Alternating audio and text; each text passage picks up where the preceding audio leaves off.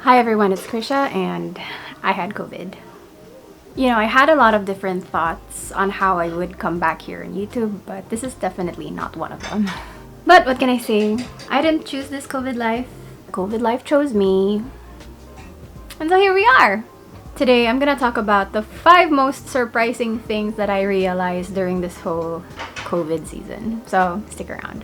And since you're already here, it would mean so much to me if you would like this video, subscribe to our channel, and share this with all of your friends. The 5 most surprising things that I realized during this whole COVID season.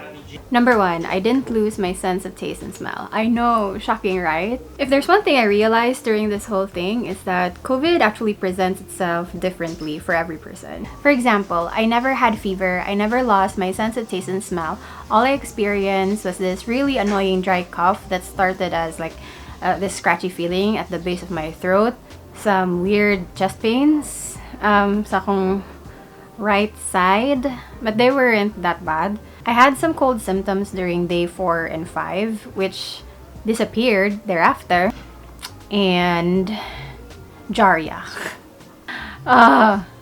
So why was I so surprised? Number 1, people keep saying nga ang cardinal sign ni COVID kay loss of taste ug smell gyud. While that is common for most people, a lot of people don't experience it. So surprising siya para nako kay the fact nga it can be easily brushed off as a normal flu or cold, and then people would still go out and about without getting tested. So surprising case siya para nako kay murag kung feel sa tao nga di ra ni COVID oy kay wala man na lose akong sense of taste or smell, I'm alright. Unsaon na to pag humana ning whole pandemic, guys? Unsaon? Nako. One can have COVID and say, I didn't lose my sense of taste and smell, I'm probably alright, and then proceed with their normal life as usual. So it really messed up my brain for quite a while there. You can still have it, and while it can be manageable for some, like my case, you can still infect other people who are more vulnerable. So number 1, please be mindful, and number 2, please get tested.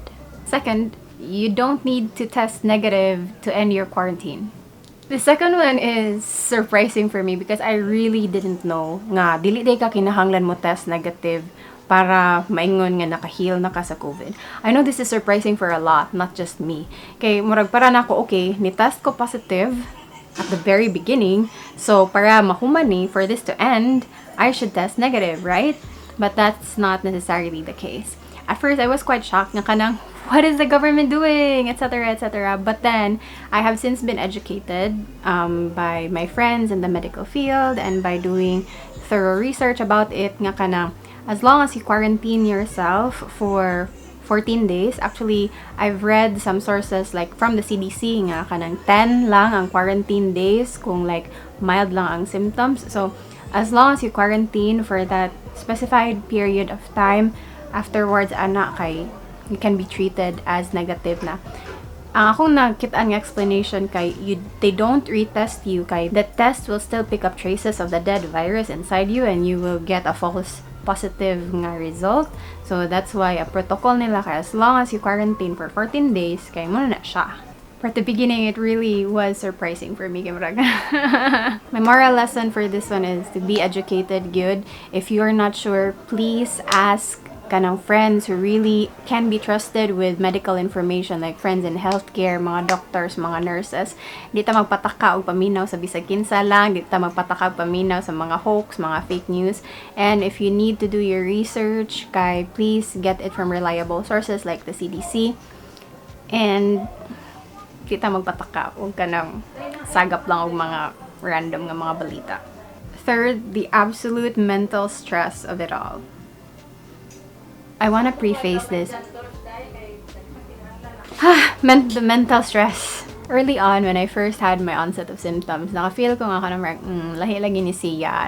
Na-check lagi na ako ang mga boxes sa mga signs and symptoms ni COVID. So, inwardly, I was like having this kind of trash talk battle with COVID. Nga, sa man, bakos ganda lang ta guardian angel, sa man, may the best organism win na lang. Nga na gid akong thinking ato nga time. But then lahira gid ang feeling nga when you get that email from the testing center saying you tested positive for SARS-CoV Eclair-Lu. Ay murag ang feeling ba kay murag oh Lord. Ansa naman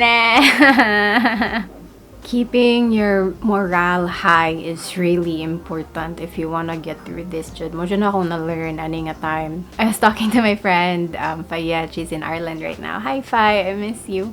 Kanang, yan na jud ko niya. Kanang, Fay. Mura na yung kong Zumba instructor there, Fay. Kay grabe akong encouragement, Fay niya. Di biyag yung ko kanang jolly or like encouraging a person. I'm like sad 24/7. But in this situation, di gud nimo ma-afford to be down. Kay kanang murag your mental state really would reflect in your physical state as well. So kung akong theory kay kung magpa-stress ka mentally, ang imong lawas kay ma-stress gyud. So while this was a very very difficult time for me and my family, kaya akong grabe akong pag-hype sa mga tao eh. Grabe akong pag-hype sa akong mama, sa akong papa nga, oh, dali, mag-exercise na ta, magpainit na ta, inom na ta itong vitamins, mag-deep breathing exercises na ta, day. Murag yung kong Zumba instructor, day, o sabot.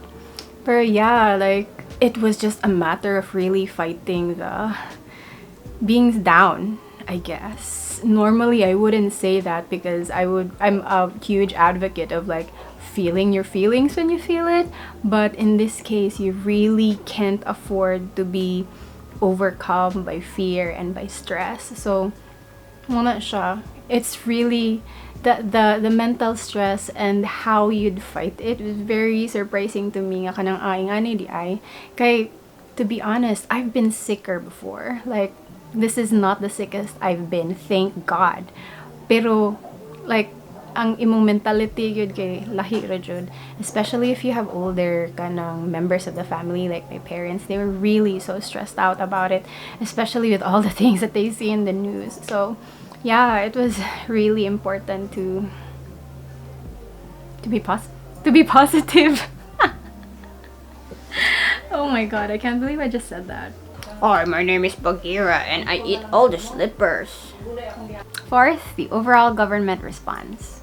Now, this fourth one is kind of complicated. Daghan kong complicated feelings ani. So, na-surprise ko sa government response because there were good sides to it and there were bad sides to it. Ang good sides to it, kay I realized nga ang mga people working on the field, like the ones doing the legwork, are heroes. Like, mako kaila ko mag-think about it.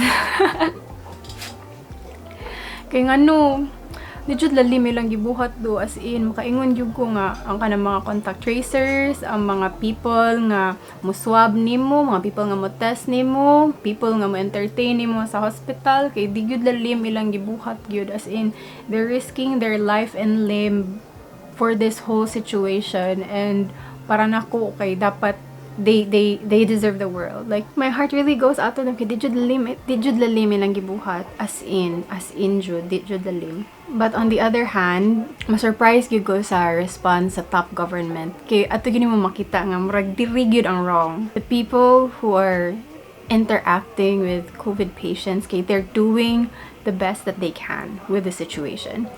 What's surprising to me is ang top level nga management sa everything. Kay murag na-realize sad nako nga the COVID response, at least diri sa akong city, kay kanang may pagka-disjointed siya. Wala gani kanang usag yun nga task force nga magbuot sa tanan. So ang akong experience kay there were at least 2 different bodies of government nga nagmando sa everything or nag-oversee sa everything. So lahi si DILG, lahi si DOH, lahi si barangay, lahi sila tanan. Surprising kay nako baka murag dapat we've already had a year of this. Nga kanang dapat mas coordinated siguro ang atong actions, no? Nga kanang